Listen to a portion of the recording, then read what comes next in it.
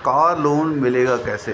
चलिए, अनिल कुमार मैं आपको बता रहा हूँ, फाइनेंशियल एडवाइज़र, कि आपको कार लोन कैसे मिलेगा और कैसे आपको एक कार लोन अच्छे से अच्छा मिल सकता है दोस्तों। ठीक है, चलिए बात करते हैं। अब कार लोन के लिए आपके पास सबसे पहले क्या क्या पेपर होने चाहिए।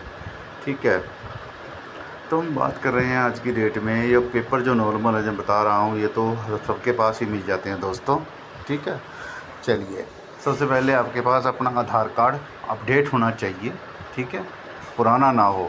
दूसरा, आपके पास पैन कार्ड होना चाहिए। आपके पास 2 फोटोग्राफ्स होने चाहिए पासपोर्ट साइज रिसेंटली। ठीक है, 3 चेक होने चाहिए और आपके पास कम से कम 6 महीने की बैंक स्टेटमेंट होनी चाहिए, अगर आपको कोई कार फाइनेंस करानी है तो।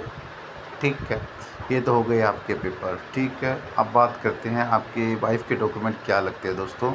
उनका भी आपका आधार कार्ड, पैन कार्ड और 2 फोटोग्राफ्स लगेंगे।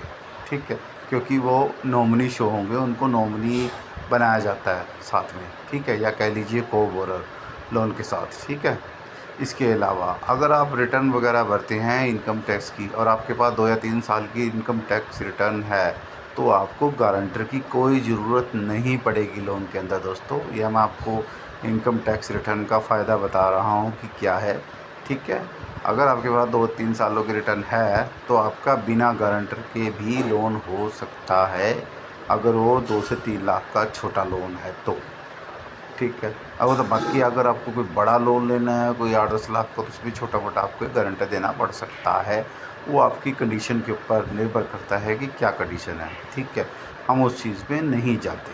ठीक है, चलिए, मैंने आपके डॉक्यूमेंट बता दिए, वाइफ के डॉक्यूमेंट बता दिए हैं। ठीक है, अगर आप गारंटर लेते हो तो गारंटर का पेपर लगेगा, आधार कार्ड, पैन कार्ड, उसके पास कोई गाड़ी हो उसकी आरसी की कॉपी। ठीक है, अगर ज़रूरत पड़े तो। ठीक है दोस्तों, अब हम आ गए, हमारे पास सारे पेपर इकट्ठे हो गए हैं। ठीक है, इसके अलावा आपको बता दूं, जिसके भी नाम से आप कार लेने जा रहे हो, फैमिली में किसी के नाम बिजली का बिल आता हो, पानी का बिल आता हो, वो भी आपको कलेक्ट करना पड़ेगा। ठीक है, हाँ जी, ये खास चीज़ याद रखिएगा। इसके बाद अब आप सोचिए, देखिए कौन सी गाड़ी आपको लेनी है। जो सी भी आपको गाड़ी लेनी है, जाके उसकी टेस्ट ड्राइव लीजिए, कोटेशन लीजिए, चेक कीजिए, अमाउंट चेक कीजिए, कितना आप मार्जिन दे सकते हैं, कितना आप लोन करा सकते हैं। ठीक है, इसके बाद सारे पेपर्स आपने इकट्ठे करने हैं। ये सारे आपने कंपनी, बैंक, जहाँ से आपको लोन लेना है वहाँ पे जाके सबमिट कराइए। ठीक है, वो एक सिबिल चेक करेंगे आपका कि इस वक्त आपका सिबिल स्कोर क्या है। ठीक है, अगर आपका सिबिल स्कोर 0 भी है तो कोई दिक्कत नहीं है, कार लोन आपको मिल सकता है, कोई दिक्कत ऐसी नहीं होती सिबिल स्कोर की उसके अंदर। ठीक है, आपको लोन मिल जाएगा दोस्तों। ठीक है, फिर बैंक वाला आएगा, वेरिफिकेशन करेगा, आपके घर पे आएगा, चेक करेगा घर बार आपका, आपका आस पड़ोस क्या है। ठीक है, वेरिफिकेशन एक नॉर्मल होती है विजिट, बैंक वाला आपके घर पे आके चेक करके जाएगा। ठीक है, क्या आपका रहना खाना है, ठीक है, वगैरह वगैरह। फिर वो जो गाड़ी आपने पसंद की है, उस गाड़ी के हिसाब से आपको बताएगा कितना आपको पैसा देना पड़ेगा स्टार्टिंगली। ठीक है, ये अलग अलग डिपार्टमेंट के लोग आते हैं, पहले वेरिफिकेशन वाला, वेरिफिकेशन वगैरह हो जाती है आपकी। फिर वो जो गाड़ी आप लेना चाहते हो उसकी बताई जाएगी कितनी वैल्यू है और कितना आपको डाउन पेमेंट करना है, कितने साल की है, आप किस्तें बना सकते हो। नॉर्मल सी आप जो किस्तें बना रहे हो दोस्तों, आज की डेट में 2 या 3 साल की बना रहे हो, लेकिन मेरे हिसाब से कम गाड़ी की किस्त आपको 5 साल से ऊपर की बनानी चाहिए। किस्त छोटी हो जाएगी, लोन भले ही आप 2 या 3 साल में ख़त्म कर दो। ठीक है, गाड़ी आपको कम डाउन पेमेंट में मिल जाएगी और किस्त भी छोटी हो जाएगी दोस्तों। ठीक है, तो इस बात का ख़ास ध्यान रखें, जो मैं आपको बता रहा हूँ कि कार लोन में कम से कम कोशिश करें आपको 5 या 7 साल की किस्तें बनने को मिल जाएं। अगर आपको ये सुविधा मिल जाती है सरकारी बैंक से तो सबसे अच्छा है, अगर प्राइवेट से मिलती है तो प्राइवेट से भी ठीक है, आप करा सकते हो दोनों जगह से, जहाँ से भी आपको ठीक लगे, लेकिन 7 साल के लिए अगर मिल जाए तो बेस्ट है दोस्तों। ठीक है, हम किसी वित्तीय संस्थान पे पीछे नहीं नाम लेते कि उससे कराइए उससे कराइए, जहाँ आपको ठीक लगे आप वहाँ से करा सकते हो दोस्तों।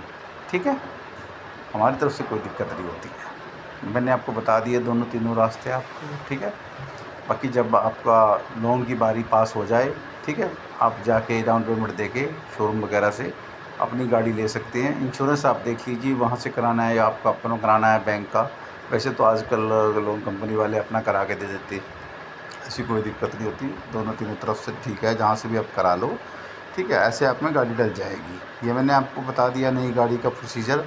ठीक है, ऐसे ही पुरानी गाड़ी का प्रोसीजर भी होता है दोस्तों। अगर आपको पुरानी गाड़ी लेनी है उसमें आप सिर्फ ये पेपर सेम लगेंगे सबके, ठीक है। और पुरानी गाड़ी की तो क्योंकि नंबर प्लेट लगी होती है और पुरानी गाड़ी चल चुकी होती है बाज़ार में, तो इसकी एक वैल्यूएशन होती है कि मार्केट में इतनी वैल्यू है आज की डेट में, ठीक है। उस हिसाब से उसका लोन हो जाएगा दोस्तों। आरसी आपके नाम बाद में ट्रांसफ़र हो जाती है। इस काम में 3 या 4 दिन लगते हैं आज की डेट में, लोन आसानी से हो जाता है। लेकिन जो पेमेंट है वो पुरानी पार्टी के नाम से बन जाती है, ठीक है। लोन आपके नाम से ट्रांसफ़र हो जाएगा।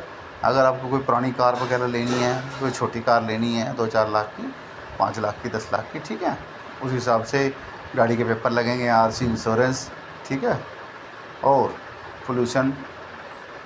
और अगर कोई टैक्सी गाड़ी है तो उसका परमिट लगेगा। बिना टैक्सी गाड़ी है तो वाइट प्लेट वाली नॉर्मल है वो आपके नाम से हो ही जाएगी, ठीक है दोस्तों। ये मैंने आपको बता दिया नई गाड़ी का और पुरानी कार का कैसे लोन होगा आपको दोस्तों, ठीक है। बाकी चैनल को, आपको वीडियो अच्छी लगे तो चैनल को लाइक, कमेंट, शेयर, सब्सक्राइब ज़रूर करें और फॉलो ज़रूर करें। मैंने आपको दोनों चीज़ें बता दी हैं, ठीक है। अपने भेज दीजिए और दोस्त को, ठीक है, जो कार लोन वगैरह कराना चाहता हो, ठीक है। ओके।